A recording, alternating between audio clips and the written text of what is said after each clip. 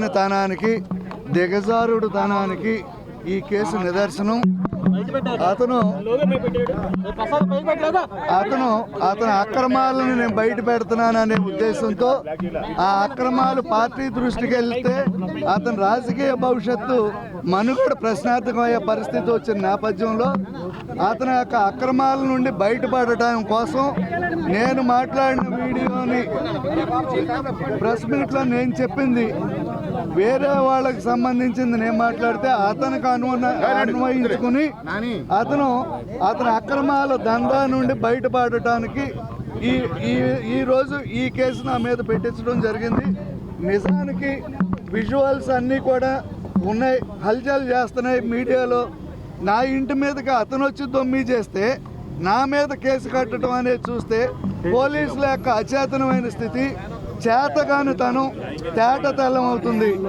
ఈరోజు ఎవరైతే ముద్దాయి ఉన్నాడో, ఒక అఫెన్స్ నేరం చేసిన వ్యక్తి ఉన్నాడో ఆ వ్యక్తులకేమో రాజ మర్యాదలతో పంపించి ఎవరైతే ఎఫెక్టెడ్ మేము ఉన్నామో మా మీద కేసు పెట్టి మమ్మల్ని రిమాండ్లో పెట్టే పరిస్థితి ఈరోజు ఇంతకన్నా దురదృష్టకరమైన సంఘటన నాకు తెలిసి ఈ రాష్ట్ర చరిత్రలో లేదని అయితే నేను అనుకుంటున్నా.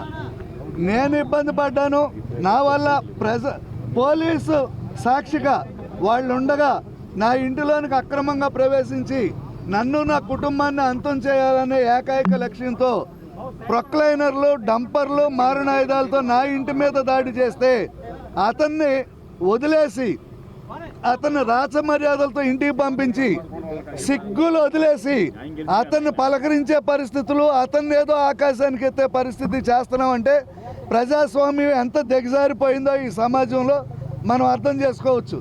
నేను ఎఫెక్ట్ అయితే నా ఇంటికి వచ్చి నా ఇల్లు పడగొట్టాలని చెప్పి వచ్చిన చింతమనేని పోలీసుల సమక్షంలో జరిగితే నా మీద కేసు కట్టారు. ఇంతకన్నా దుర్మార్గం లేదు.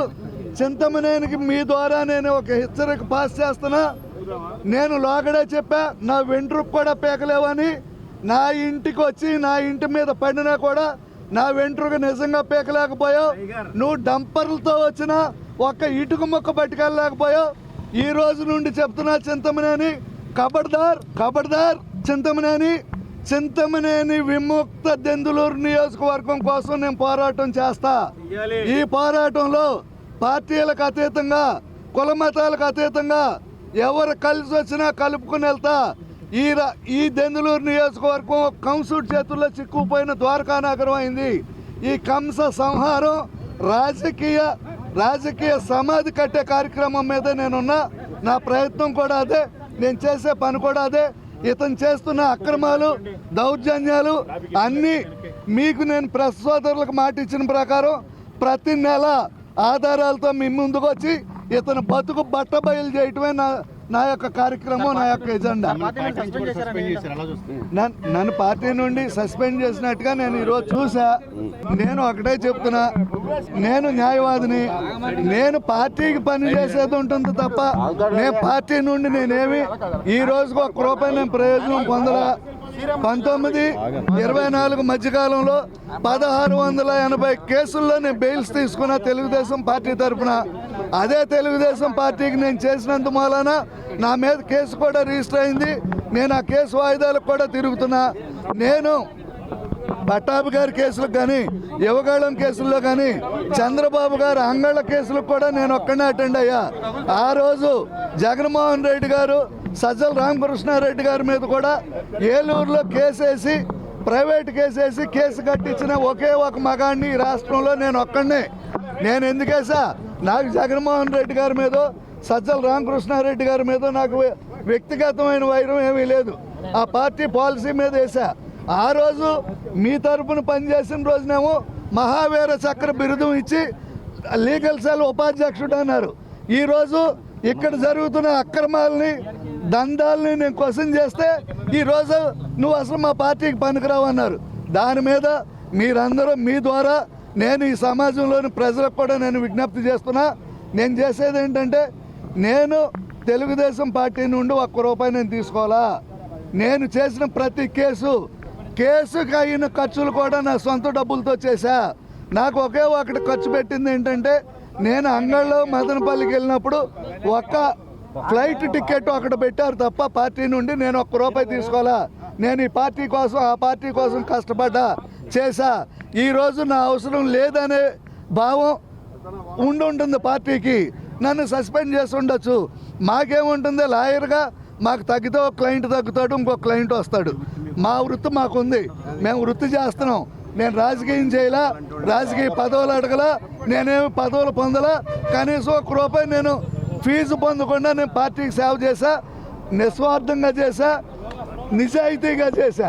నా యొక్క నిజాయితీని గుర్తించి కనీసం సస్పెండ్ చేశామని చెప్పే టైంలో అన్న ఇదిగో ఇతని వల్ల పార్టీకి మేము ఈ విధంగా సేవ చేయించుకున్నాము అనే కృతజ్ఞత ఏదన్నా చెప్పుంటే నేను సంతోషించేవాడిని. ఆ కృతజ్ఞతా భావం కూడా లేకుండా నన్ను సస్పెండ్ చేసి మాకేముంటుందండి, ఓ మెంబర్షిప్ ఉంది, మెంబర్షిప్ రద్దు అవుతుంది.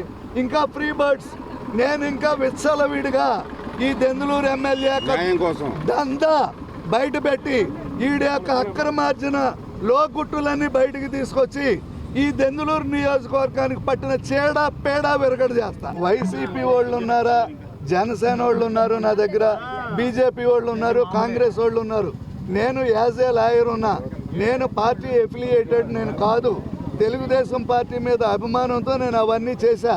అది కాకుండా ఒక మెంబర్షిప్ ఉన్నంత మాత్రం చేత నువ్వు వైఎస్ఆర్ ఓడితో మాట్లాడకూడదు, జనసేన ఓడితో మాట్లాడకూడదు అని సమాజాన్ని ఆ విధంగా విభజన చేయటం కూడా ఎంతవరకు న్యాయం అనేది నేను ప్రశ్నిస్తున్నా. 2, అదే వైఎస్ఆర్సీపీలో ఉన్న జిల్లా పరిషత్ చైర్మన్ గంటా పద్మశ్రీ గారిని నేను కాదా ఆ రోజు తీసుకెళ్లి తెలుగుదేశం పార్టీలో జాయిన్ చేసింది. ఆ రోజు వాళ్ళు వైఎస్ఆర్సీలో నుండి వచ్చిన వాళ్ళు కదా. ఆ రోజు లేని వైఎస్ఆర్సీ అనే మాట ఈ రోజు రావటం నేను చాలా దురదృష్టంగా నేను భావిస్తున్నా.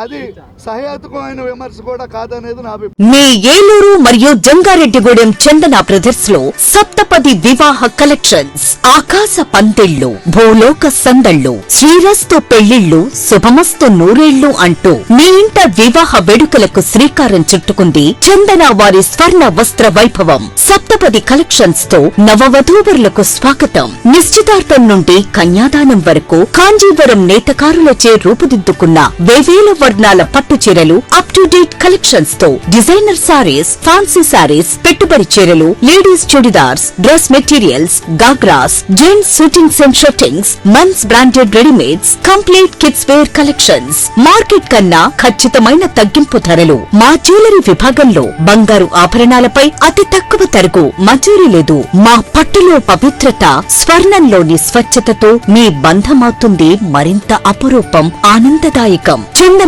Brothers jewellers and textiles, main bazaar, Eluru మరియు కొత్త బస్ స్టాండ్ ఎదురుగా జంగారెడ్డిగూడెం.